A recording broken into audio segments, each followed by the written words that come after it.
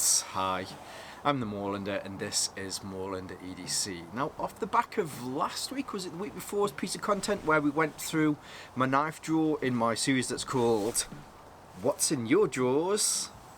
It took me like all of 10 minutes to try and think of that name. Anyway, so while I was going through that, came across the Pioneer from Victorinox and made me think that I wanted to do a follow-up piece on this. So it must have been really when I first started in YouTube, probably three and a half years ago.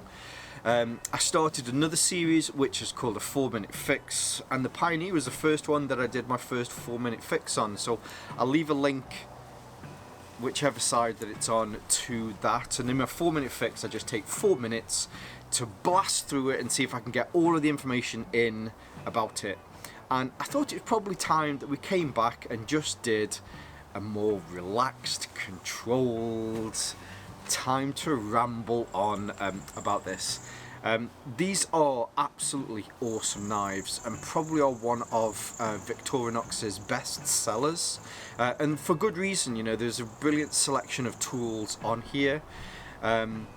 So yeah, sit back, enjoy. I'll turn the camera around. Whilst I'm turning the camera around, as usual, you know, if you do enjoy this, even find it mildly amusing, then please feel free to hit the like and subscribe button. That would be absolutely amazing. And I'd also like to take the opportunity just to say thank you if you do choose to hit like or subscribe.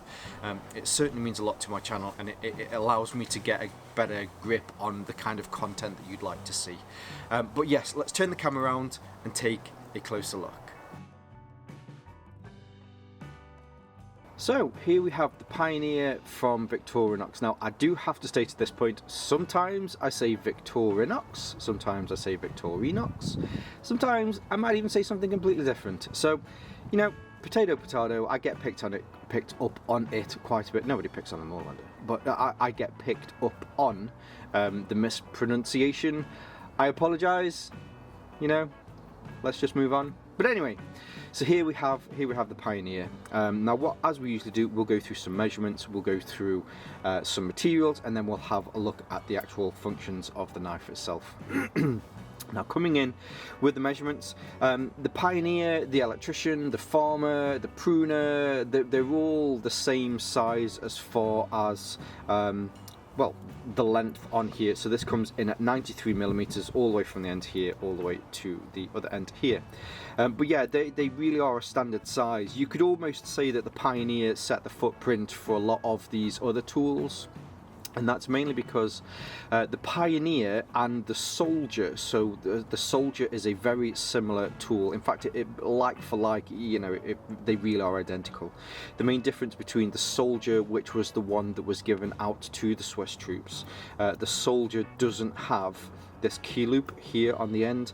Now, some of you Puritans out there will say, well, you know, there were maybe a couple of other subtle differences. There was an overlap here, or this was slightly millimeter different, but essentially they were the same knife. And this is what the Pioneer was built off of. It was built off the Soldier when this became the consumer kind of product rather than the military product that was given to actual soldiers. And then from the Pioneer, other knives kind of evolved out of this just by switching around some of the tools that are in here. But 93 millimeters from end to end whilst it's closed. Now, I didn't write down what the full length of it is whilst it's open, so I did bring out a ruler, and I can tell you that it is roughly 163 millimeters. Or if you are still old school, that I don't even know what that is, 6 3/8 of an inch. The depth of this comes in at 12 millimeters. This is a double stack, which we'll have a look at as far as how many tools are in here and how thick this is. But it comes in at 12 millimeters. And as far as the width is concerned, now what I've done is I've took a measurement, because hopefully you can see here that these tools do protrude out. So each of these has a thumb neck or a nail neck on there so that you can get them out with ease. But it does mean that outside of the scales, the tools do slightly protrude. At its widest point here, which is just off the back of the knife, it comes in at 22 millimeters. But if you're just going off the scales themselves, it is roughly 17 millimeters. But yeah, I'd definitely say at its widest it's 22, but it does you know, it does taper down to the end here. As far as the weight is concerned, this comes in at quite a nice 71 grams, which isn't particularly heavy for a knife, considering the amount of tools that are in here. Now, there's a few reasons that they've been able to drop down some of the weight, and what I suppose, addressing the elephant in the room, one of the things that you've probably noticed about this, especially if you're new to Swiss Army knives, is this doesn't have the look and kind of feel of a regular Swiss Army knife, and that's because many of you may have only seen these. So these are those kind of, if anyone ever said to somebody, I know, imagine a Swiss Army knife in your head, or here's some pencils, draw a Swiss Army knife, and one of them was a coloured pencil, they'd probably colour it in like this. So these are the Celador versions, where they have these really nice cherry red plastic scales on there. Whereas with these versions, so this is the Pioneer, but this is the Pioneer Alox. I don't actually think that they do a regular Pioneer. I think all of the Pioneer knives and some of the other knives are all Alox versions. So instead of having those cherry red scales, the Alox on this is actually, this is an aluminium oxide scale, so it helps to reduce down the weight, but it also does make these a little bit tougher than these. You'll often find, because this has this beautiful mirror finish to it, if I get in the light there, you can see that it, you know, it's been scratched quite a bit. It's very easy to do, to scratch these and to make them look worn, whereas this Pioneer I have owned probably twice, maybe 3 times the time that I've owned that other one, and to some respects it still looks reasonably new, because there isn't a paint or anything on this. This is the raw aluminium oxide on here. The only thing that there is on the outside really to get any wear is the paint that is within the little Victorinox shield here, but because it's recessed within that, it does make it very difficult to chip out. On the reverse side, there is also a small little engraving plaque that you can add to that. That's one of the other subtle differences as well between the Pioneer and the original Soldier. I don't believe the original Soldier had that on the back. This was added purely for the consumer market, so that they could, you know, engrave this sort of stuff. But the scales on both sides are this Alox material, and hopefully you can see on there is a checker pattern that's on that, and that just gives it a little bit more grip. So when it's in your hand, it has a really nice tactile feel to it. I mean, I've not had super wet hands, but I can imagine that if you had wet hands, but also if you're using this wearing gloves, or at least you have it in one hand wearing gloves, you really would struggle to get a thumb nick in there whilst wearing gloves. But in this hand, whilst you're holding on to that, it just adds some traction to it as well. Now, as far as the functions of this on paper it has 8 functions. Now, I'm not going to lie to you, when Victorinox were writing down the functions, they really did cheap out on the 8th one. So I'm going to fast forward to the 8th one, and that is this. They class this key ring, this lanyard ring, as a function. Total cheat. But I guess, you know, when you're trying to write down functions and you're thinking, well, 7's not a round number, let's find another one. But you do get a lot of people modding these. So what you can do is, if you take this off, maybe get a Dremel, then you can take that off, so it takes it back, so that it's similar to the OG Soldier. When it's in your hand and you're using this, personally, I don't find that this is a hotspot. However, some people do. when you're doing quite a bit of work, some people have been finding that this does dig into your hand, but it is, again, you know, if you have the tools, even if you don't have a Dremel and you just want to take it off with a file, you can do that. Put some tape around the edge so that you're not marring the material here. You can take that off. But yeah, skip forward to number 8, and yeah, they really did cheat on that last one. But the rest of them are all on the side of this. And with the Pioneer, and especially the Alox versions, so as I mentioned, you know, there's quite a few of these. There's the Pruner, there's the Pioneer X, the Farmer X, the Electrician, and several more. All of the tools come from one side. So going back to this one, you'll be able to see here we've got a knife, but then here on this side we have a screwdriver, and we also have the awl which protrudes from the side. So you have tools on both sides.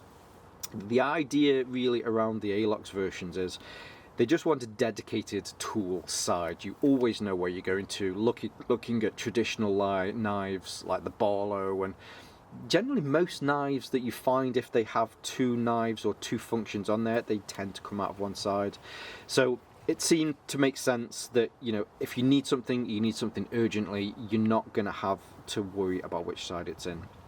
The first tool that is on here is the blade. Now, the blade is a Victorinox's own steel, and there's quite a lot of debate on what type of steel this is.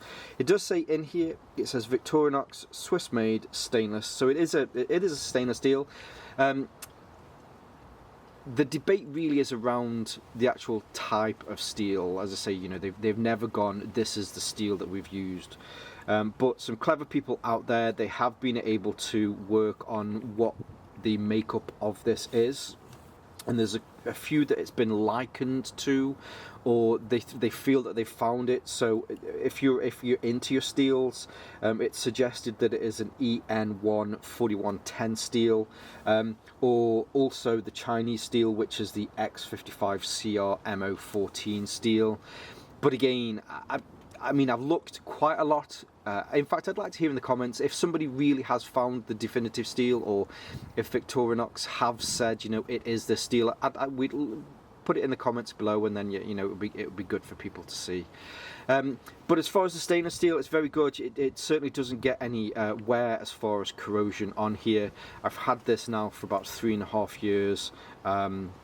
And do you know what? I've never actually even sharpened it. I have stropped it, don't get me wrong, I have stropped it just to bring the edge back to it, but I've never really needed to sharpen it.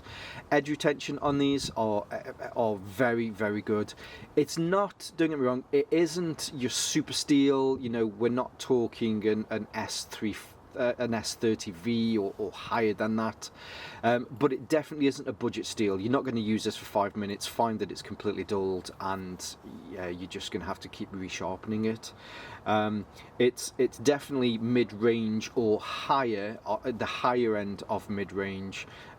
People have owned these, as I say myself, you know, I've had this for 3 years now, and I certainly haven't needed to sharpen it. But then there is a nice large thumb neck in there, just in case, so that you can get that out with ease. Now I'm going to call this the front, not for no other reason that we just have the shield on there. So we're going on front tools, and then we're going on the back tools.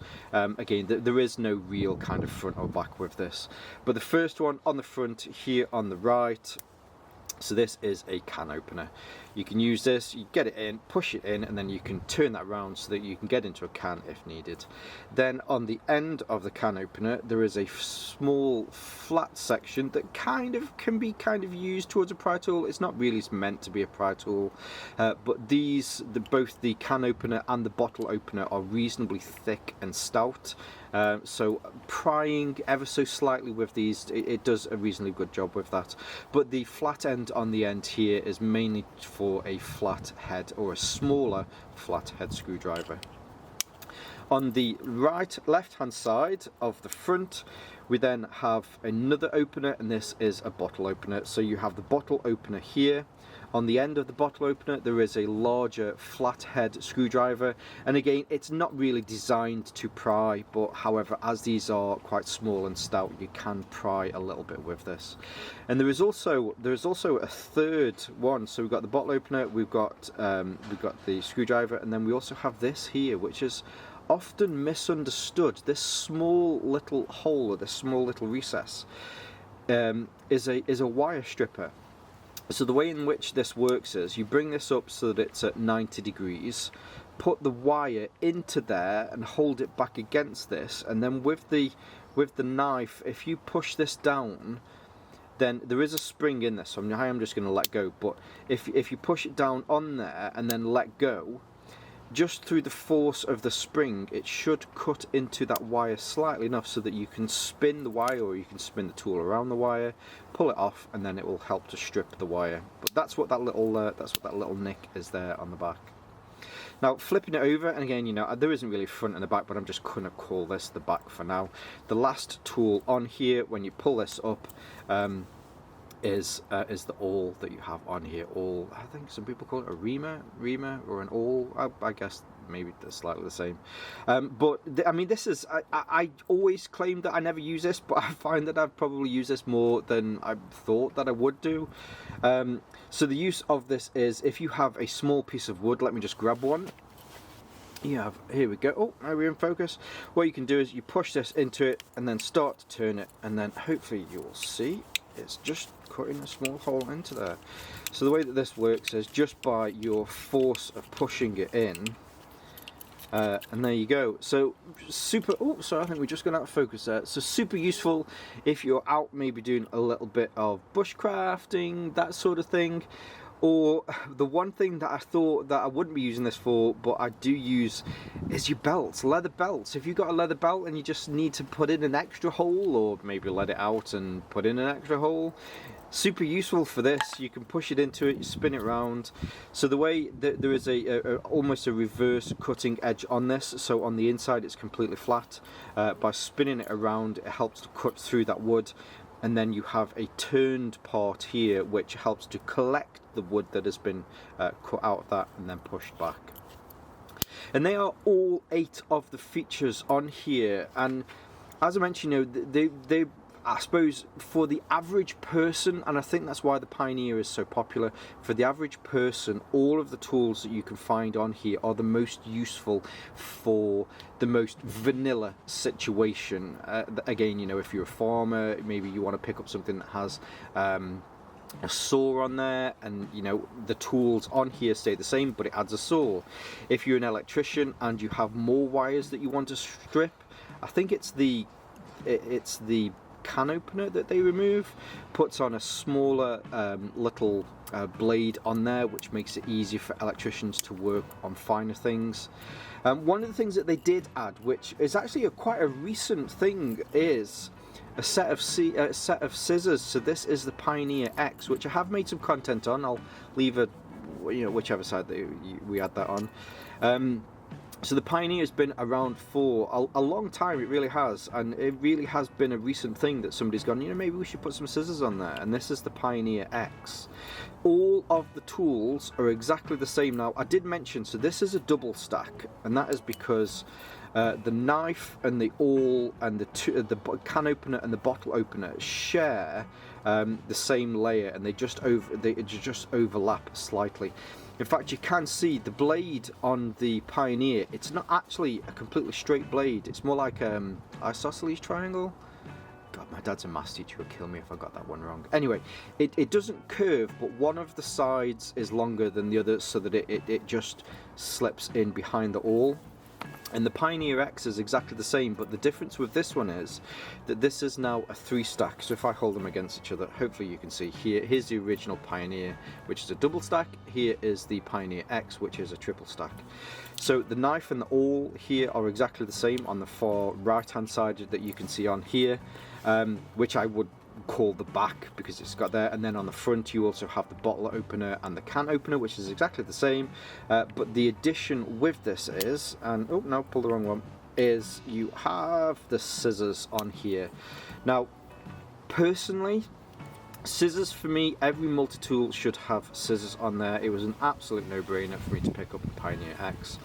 And I have to say, even Leatherman, Gerber, whatever kind of you're into, everybody will admit at some point that Victorinox scissors really are the best scissors that you can get on any multi-tool. Now I'm talking about small fold-awayable scissors like this. I mean, there may be some others out there that have a large kind of sheer set of scissors on there, but when you do the paracord test with these, it just cuts through like a warm knife through butter. But that's the main difference between these two. So as you can probably imagine, I mentioned this one comes in at 71 grams. The Pioneer X comes in at 94 grams. So it's just a little bit heavier, but I mean, we're not talking a lot. And whereas the thickness of the Pioneer came in at 12 millimeters, whereas the Pioneer X comes in at 15 millimeters. So it's just a little bit wider, a little bit heavier in your pocket, but when it's in there, really, you don't really notice that much of a difference. Now, it is said in 1462, after defeating the Mongol armies, Chuck Norris was walking back to the United States and found a wounded soldier on the floor, and he looked down and he said to that soldier, "Yo, what's up, player?" And the soldier was like, in Swisslandish, "I don't speak English," but you know, being the good Samaritan that Chuck Norris is, he reached down, he touched him and lifted him up, and in that moment a spark of genius went from Chuck's hand into that young man's arm, and he went not in English, and he went, "I've got a cracking idea for a knife."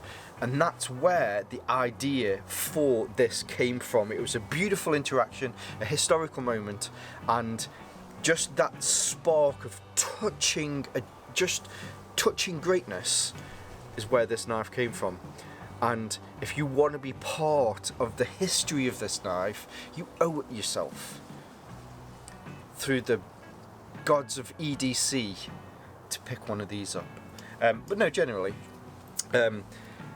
the Pioneer really is, for me, and I think the way in which I carry a knife and tools and that sort of stuff, there's Leathermans out there, and I'm not shedding any kind of hate on Leathermans, because Leathermans, they are great tools. But for me, the perfect package has always been a Victorinox knife, because it just all fits into that one little package. And out of all of them, apart from maybe the electrician, yeah, I really do like the electrician, but just in front of that is the Pioneer, and it always has. It was my first Victorinox knife as well, but so I suppose there's a little bit of sentimental value to it there as well. But yeah, with the selection of tools that you get on the Pioneer, it really does make a great knife, and also a very inoffensive knife. Whenever somebody takes out a Swiss Army knife, it's just a Swiss Army knife. It's not a stabby, horrible, offensive kind of thing. So yes, now what I'll do is I'll leave some links in the description below if you would like to pick up one of these. I'll also leave some of my social media links below as well, so that you can check me out and see more from me. I'm going to try and start doing more here on YouTube. YouTube are really pushing shorts, so you might notice that I've been trying to make a few of those recently. They're not my favourite. I like to do this sort of content more, but if it helps me to build a channel, then I guess it helps. But anyway, yes, Victorinox Pioneer, super good. Yeah, great. For now, stay safe, stay Moorlander, and stay EDC. Now, it is said that in 1983, after venturing to the top of Mount St. Helens, B.A. Baracus had spoken to God and came down with the Holy Trinity of boys' stuff: beer, knives, and guns. And it was all chiselled into a piece of rock, and God had chiselled that into a piece of rock using a Pioneer from Victorinox. That's just how special this knife is. Now, the knife itself, knife historians themselves will know exactly the derivation of this knife. In 1171, a British explorer was travelling through the Congo and found the first velociraptor remains. When it was all exhumed and, you know, they'd gone through the fossil records, they'd found that I don't know what they'd found. I don't know. They'd found that some Paleolithic man had made the first Pioneer. I'm gonna have to probably do this one again, aren't I? Let's think for another one. Velociraptors. I like velociraptors. Who doesn't like dinosaurs? What's your favourite dinosaur? Let's hear in the comments below. As an adult, you never get asked what your favourite dinosaur is, do you? That's a real shame. When does the point come in your life that you move from being a child to an adult and people start asking you what your favourite dinosaur is? We should change this. What is your favourite dinosaur? Let's hear in the comments below. If you got through to the bloopers, yes, what is your favourite dinosaur? And how old are you? When was the last time you got asked when your favourite... Wow, I'm angry now. I am angry. Don't ask me my pronouns. Don't ask me that sort of stuff. Ask me. Ask me a serious question. Where was I?